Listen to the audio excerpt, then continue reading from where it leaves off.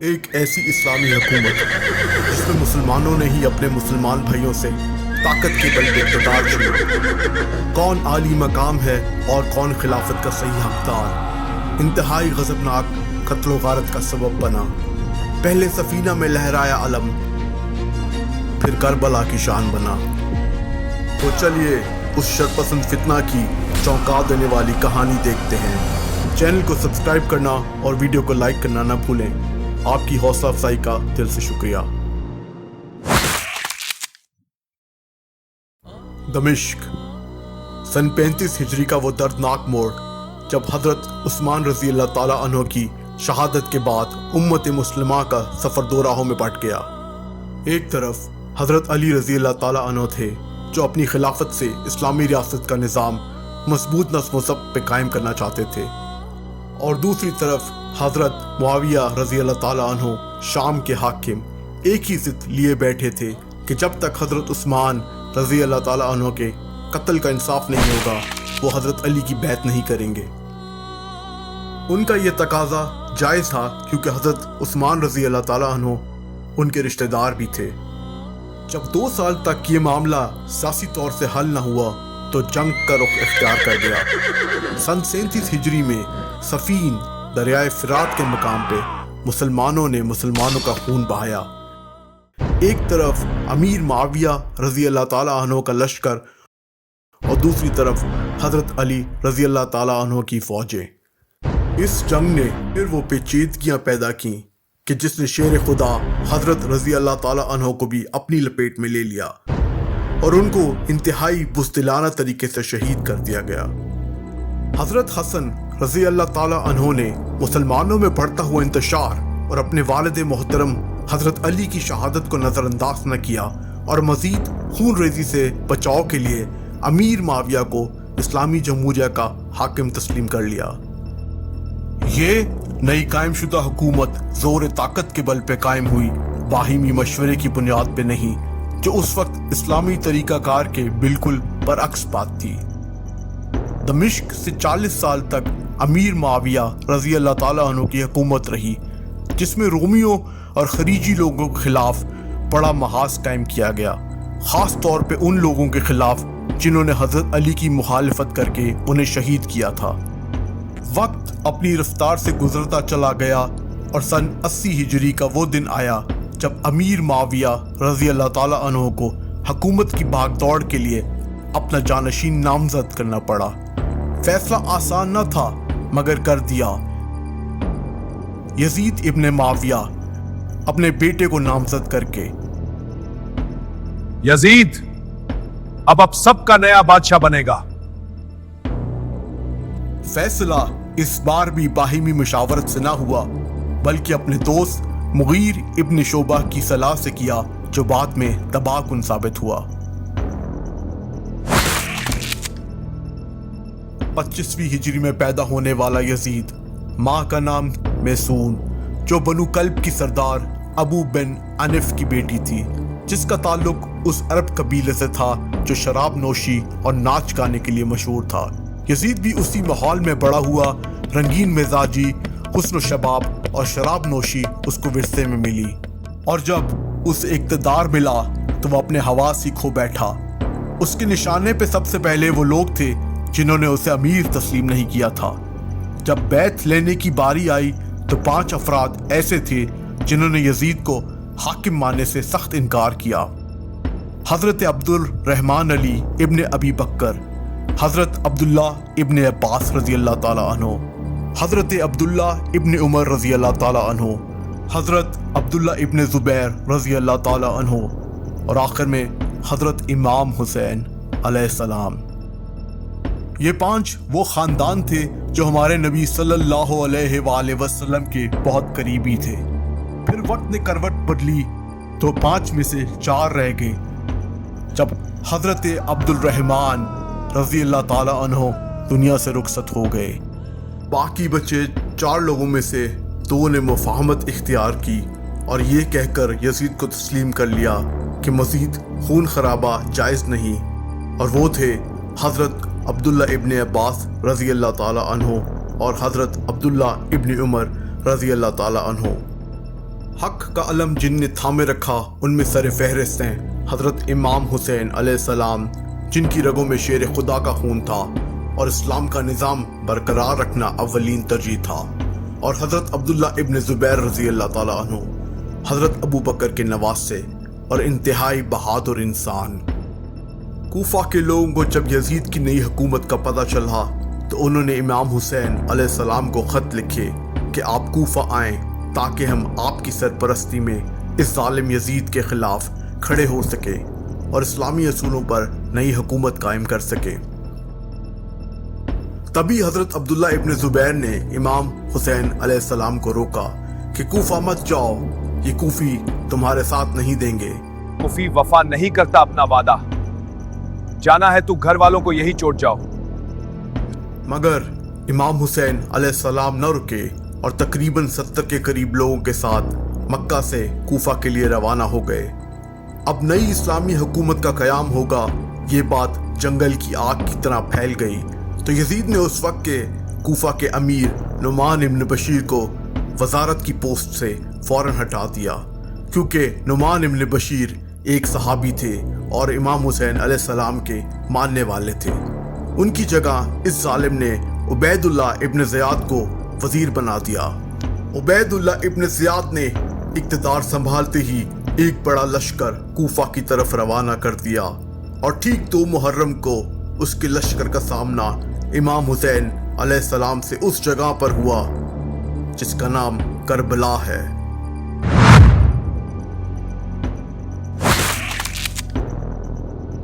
اس یزیدی فوج کا لیڈر عمر ابن سعد تھا۔ اس نے امام حسین علیہ السلام کو یزید کی بیعت کرنے پر مجبور کیا، لیکن امام حسین علیہ السلام نے کہا میں کسی ظالم کی بیعت نہیں کر سکتا۔ لشکر میں کوفی بھی شامل تھے جس کو شمر اپنے ساتھ لے کر آیا تھا۔ تبھی امام حسین علیہ السلام کو اپنے دوست حضرت عبداللہ ابن زبیر رضی اللہ تعالیٰ عنہ کی بات یاد آئی۔ کوفی کبھی وعدہ وفا نہیں کرتے۔ عمر ابن سعد نے امام حسین علیہ السلام کو دھمکیاں دے کر کچھ دنوں کی مہلت دی، لیکن آپ حق پر ڈٹے رہے تو ظالم نے امام حسین علیہ السلام کے قافلے کا پانی بند کر دیا اور دریا کے پار فوج کھڑی کر دی۔ اس دریا کا نام دریائے فرات ہے۔ کربلا سورج کی برستی ہوئی آگ تھی، چیخ و پکار اور ہر طرف پیاس تھی، مگر ترس نہ آیا کسی کو۔ امام حسین علیہ السلام اور ان کے ساتھیوں نے 4 دن بغیر پانی کے گزارے۔ پانی، اگر ہم پانی نہ پئیں تو ہمارا جسم ڈی ہائیڈریٹ ہونا شروع ہو جاتا ہے۔ پہلے 24 گھنٹوں میں شدید پیاس اور تھکاوٹ محسوس ہوتی ہے۔ 2 دن کے بعد منہ بالکل خشک ہونے لگتا ہے اور چکر آنے لگتے ہیں۔ 3 دن کے بعد دماغ کا کام متاثر ہوتا ہے اور جسم میں شدید درد ہونے لگتا ہے۔ 4 دن کے بعد صورتحال جان لیوا ہو سکتی ہے، اور وہ انسان جس کا 6 ماہ کا بیٹا علی اصغر ہو اور 4 سال کی بیٹی سکینہ ہو اور پانی نہ ملے تو اس کی کیا حالت ہوگی۔ پھر 10 محرم کا دن آیا جب حضرت علی اکبر علیہ السلام نے اپنے بابا حضرت امام حسین علیہ السلام سے لشکر کا سامنا کرنے کی اجازت مانگی۔ وہی جناب علی اکبر جو نبی اکرم صلی اللہ علیہ وآلہ وسلم کے ہم شکل تھے، خوبصورت اتنے کہ ان کی ماں انہیں پردے میں رکھتی تھی۔ جیسے ہی آپ میدان میں اترے تو دشمنوں پر کپ کپی طاری ہو گئی۔ ایسا لگا جیسے حضرت محمد مصطفیٰ صلی اللہ علیہ وآلہ وسلم خود جنگ میں اتر آئے ہوں۔ ایک طرف جناب علی اکبر اور دوسری طرف یزیدی فوج، اور پھر جب ان کی تلوار چلی تو ان گنت یزیدی سروں کو تنوں سے جدا کرتی چلی گئی۔ جب عمر ابن سعد نے یہ دیکھا تو وہ سمجھ گیا کہ یہ شیر خدا علی رضی اللہ تعالیٰ کا پوتا ہے، تبھی قابو میں نہیں آ رہا۔ اس نے فوج کو ایک ساتھ حملہ کرنے کا حکم دیا۔ نہ ڈر علی اکبر نہ رکے، آگے بڑھتے چلے گئے، اور پھر ایک تیر ان کی چھاتی کے پار ہوا، وہ شہید ہو گئے۔ جب امام حسین علیہ السلام شہید جناب علی اکبر کے پاس آئے تو اپنے بیٹے کو دیکھ کر کہا، کاش آج حضرت ابراہیم علیہ السلام میرے سامنے ہوتے، میں انہیں بتاتا کہ آپ کی آنکھوں پر تو پٹی بندھی تھی جب آپ کا بیٹا قربان ہونے جا رہا تھا۔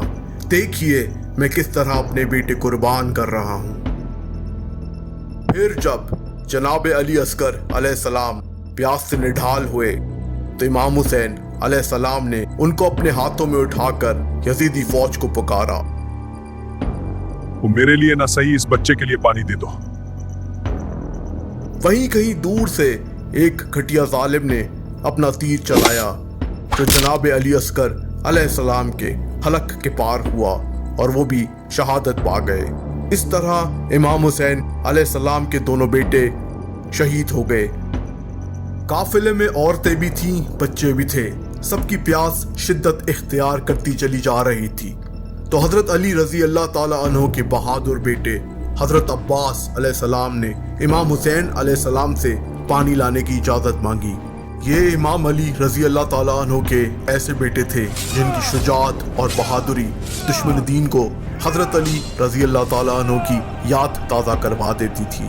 इजाजत मिली तो हजरत अब्बास अलैहिस्सलाम घोड़े पर सवार हुए और तेजी से दरिया की तरफ बढ़े। वहाँ एक यजीदी लश्कर पहले ही पहरा दे रहा था। हजरत अब्बास अलैहिस्सलाम इस लश्कर को चीरते हुए आगे बढ़े और रास्ते में आने वाले हर मुनाफिक को कत्ल करते चले गए। ये गैस गज़ब देखकर सारी फौज डर के पीछे हट गई और जनाब अब्बास अलैहिस्सलाम दरिया के पास पहुंच गए। आपने मश्क में पानी भरा तो पानी देख के पीने का मन किया क्योंकि वो भी पिछले 4 दिनों से प्यासे थे। हजरत अब्बास अलैहिस्सलाम ने ये गवारा नहीं किया कि मैं पानी पी लूं जबकि सारा काफिला प्यासा बैठा है। आप मश्क में पानी भर के मुड़े और फिर से लश्कर को चीरते हुए वापस बढ़ने लगे। तभी एक तलवार के वार ने आपका वो बाजू शहीद किया जिसमें मशकीज़ा पकड़ा हुआ था। बाजू कट गया मगर इरादा शेर खुदा जैसे पुख्ता था। मश्क को दूसरे हाथ में पकड़ा और तेजी से खैमों की तरफ बढ़ने लगे कि दूसरे बाजू पे भी वार हुआ और वो भी कट गया। आपने खैमे में बैठी हुई उन तरसी निगाहों की तरफ देखा तो मशकीज़े को दोबारा दांतों में लिया और फिर से आगे बढ़े। लेकिन अफसोस आपके सर मुबारक पर जालिमों ने तीर बरसाया जिससे मश्क का सारा पानी बह गया। एक क़यामत का समा था जब इमाम हुसैन अलैहिस्सलाम जनाब अब्बास अलैहिस्सलाम के पास आए तो अब्बास अलैहिस्सलाम ने कहा, मुझे माफ कर दें भाई, मैं अब लोगों के लिए पानी न ला सका। और ये कहते ही आप उनके हाथों में शहीद हो गए। इतने तकलीफ दे मरहले में जब हजरत इमाम हुसैन अलैहिस्सलाम अपने प्यारों के जिस्मों के पास बैठे थे तो उमर इब्न साद ने उनको ललकारा, हुसैन अब भी वक्त है, याजिद को अपना खलीफा मान लो। तो शेर अली इमाम हुसैन अलैहिस्सलाम यजीदी लश्कर के सामने आए और कहा, कभी भी नहीं। फिर अपनी तलवार को हवा में लहराया, उसी तलवार को जिसका नाम जुल्फ़िकार था, वही तलवार जो पहले नबी सल्लल्लाहु अलैहि वसल्लम के पास थी, वही तलवार जो इमाम अली रजी अल्लाह ताला अन्हो के पास थी। और अब यही तलवार इमाम हुसैन अलैहिस्सलाम के हाथों में थी। इमाम हुसैन अलैहिस्सलाम तेजी से फौज की तरफ बढ़े और एक के बाद एक फितनतुल यजीद मौत के घाट उतारते चले गए। कहीं सर गिरा तो कहीं धड़ लाशें बिछती चली गईं। 4 दिन का प्यासा शेर इतनी बहादुरी से लड़ा कि पूरी दुश्मन की कायनात खत्म कर देता। ये मंजर देख के उमर इब्न साद ये चीखा, अली का बेटा है दुरूजोसफ, इस पे तीर हमला करो।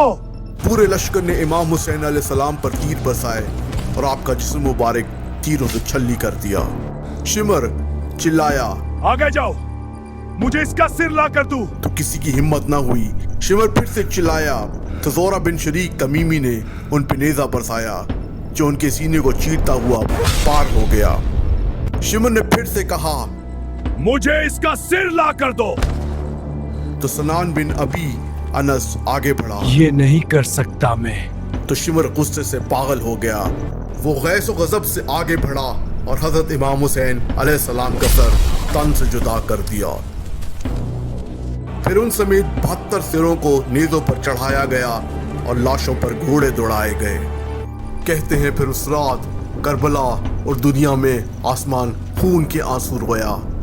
और इस बात की तस्दीक 9वीं सदी में लिखी जाने वाली किताब एंग्लो सैक्सन क्रॉनिकल्स करती है जो 1996 में इंग्लैंड में शाया हुई। और इसके सफ़ा नंबर 38 पर लिखा है کہ سن 685 میں آسمان سے اتنا خون برسا کہ دودھ اور مکھن خون میں تبدیل ہو گئے۔ سن 685 یعنی کہ 61 ہجری، جب حضرت امام حسین علیہ السلام اور ان کے ساتھیوں نے کربلا میں شہادت پائی۔